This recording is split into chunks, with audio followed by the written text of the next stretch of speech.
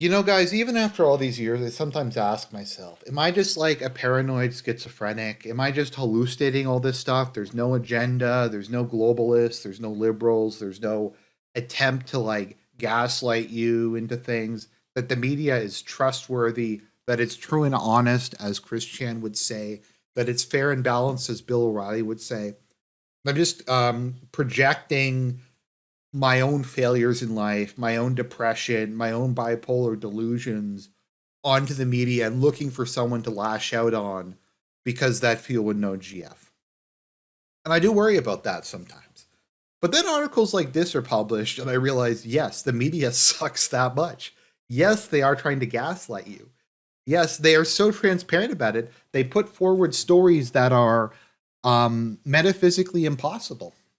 And this is something I frequently find is they will assert things that cannot both be true.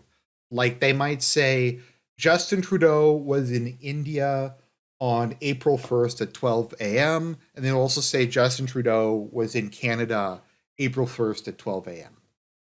Both in 2023. It's not physically possible, but they will assert things like that even within the same article. They will sometimes do that where they will give different numbers, like it won't be consistent. Their narrative will just like they'll say mutually exclusive things. This happens constantly. And if you watch any of my videos looking at the snakening, this happens on a regular basis. This is one of the most clear-cut examples I've ever seen, though. Biden impeachment inquiry explained. This is The Guardian, of course. The U.S. House of Representatives has voted to formally open an impeachment inquiry into Biden without any evidence he has committed wrongdoing. So let's just think about this for a minute. It's not insufficient evidence. It's not fake evidence. It's not flawed evidence. It's no evidence. So, as someone who speaks English without any means that there's none, and maybe like, and people do try to gaslight me on this and say, well, Argent, they're like they're a newspaper. Why would they be careful about what words they use? It was probably just some dude who wasn't paying attention and nobody proofread it and it wasn't deliberate. And you're paranoid if you think that it's deliberate. But yeah, they're saying there is no evidence of that Biden has done anything wrong. None. It's once again, it's kind of like what they said with the whole ethics in video game journalism thing, that there was no evidence produced that there was like no ethics in video game journalism. Not that the evidence was fake, not that the evidence was insufficient, not that the evidence proved some stuff, but it wouldn't be enough to change the overall result of the reviews, but that nothing happened. And it was actually metaphysically impossible because I saw people testifying that there was no ethics in video game journalism. So in order for the narrative to be true, I would have had to hallucinate that while on LSD. Like, so I would have had to be hallucinating things for like a 3-month period on LSD, and all the times people presented evidence, that didn't happen, is basically what the media said. Not that, like, if they want to say that the evidence is insufficient or it's people lying or stuff like that, we can have a conversation. But to assert that nobody offered any evidence is metaphysically impossible. And we can prove it's metaphysically impossible. And here they are stating that there is no evidence that Biden has been involved in anything corrupt.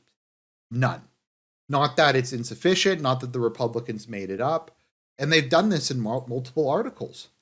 No evidence has emerged that Biden acted corruptly or accepted bribes in his current role. So I might say, and once again, it's unfortunately English is my first language, that if the Guardian publishes 2 articles on the same day, and in both cases it says no, there's no evidence, then that's like a deliberate talking point. That's a deliberate talking point. Or an interesting thing the New York Times did, which I can't bring it up because the New York Times is behind a paywall. But Biden said, no, but Hunter said, my father had no financial involvement in my business dealings. And the New York Times quoted that as saying, Biden had no involvement in my business dealings. Now, people might say that they removed that qualifier to give the impression that he said the stronger statement. Well, he's not legally liable for it because he said something different, And some people might say that's conspiracy theory or that's them lying or something like that. But no, there's no narrative here. There's no attempt to present like to gaslight the public, to present untruthful things from happening. I'm sure that the New York Times just deleted that. It was the spell check. It was the spell check. But yeah, so the claim is once again that there's no evidence. None. So by this logic, they're saying without any evidence. So if I can find a single piece of evidence that has been presented that Biden was involved in anything, this would be a lie. This statement would be metaphysically impossible.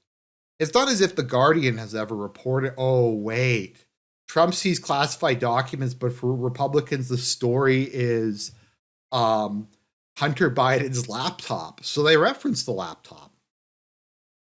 Twitter probably fumbled the Hunter Biden story, but don't expect a sane investigation.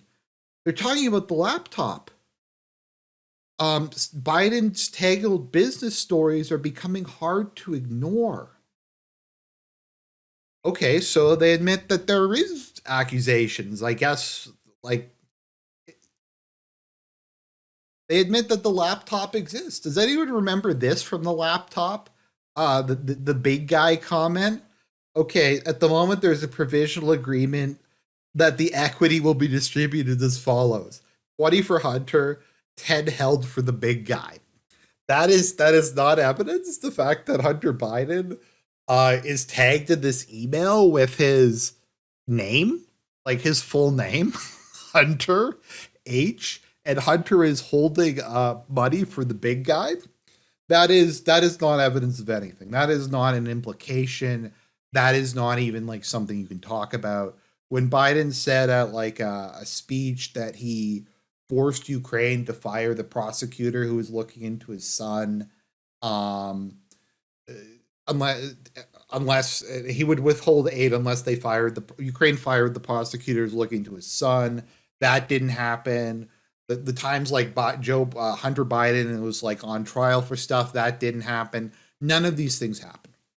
This what I am looking at right now doesn't exist. This is from the New York Post in 2020, which is 3 years before this article was written, and they are not addressing it. They are not saying that this is fake, that this is a lie.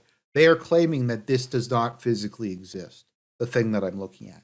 Even if this was something like somebody had made as a troll on 4chan, the statement would be there's no credible evidence, or there is no like legitimate evidence, or there's no evidence from like a reliable source. But they are claiming this does not exist. They are also claiming that the articles on their own website don't exist. Accuses Biden of China link corruption involving his son. So once again, there's I can't read it because it's behind a paywall, but they're acknowledging there are accusations. They're saying the accusations are wrong, but they announced it, and that was from like a couple months ago. This was from a year and a half ago. This was from earlier this year. This one is from last August. So we have here like 4 articles that are months apart that all acknowledge the existence of the laptop, which is one of the primary source of evidence. But once again, they're telling us to our faces it is metaphysically impossible. No, something that is metaphysically impossible, which I have just disproved for you right here. Look at it. This is from 2020. The New York Post put this on their website. They admit that Twitter probably covered it up within the same newspaper. And that is like, do they even mention the laptop in this article?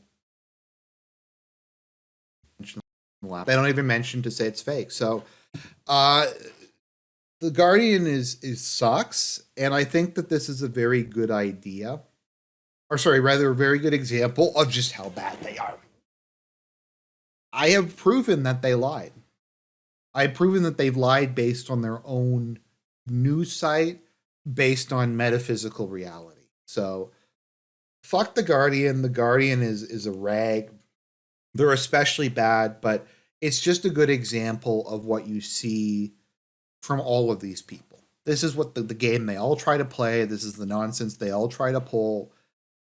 And it's not you. They are that bad.